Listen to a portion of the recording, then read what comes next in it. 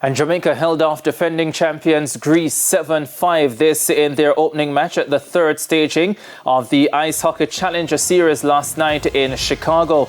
The Jamaicans, who are seeking to reclaim the title they won 2 years ago, will next face Puerto Rico and that game is set for this evening at 8. Points earned in this leg of the tournament will go towards the second leg in July. Jamaica had won the inaugural tournament in 2024, then defeating Puerto Rico and Lebanon.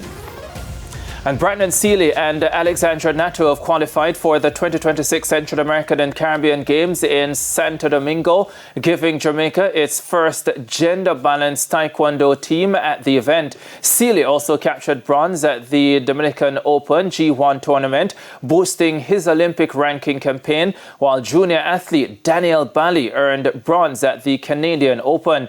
World Taekwondo Jamaica, WTJ, says the achievement reflects growing investment in elite coaching and athlete development.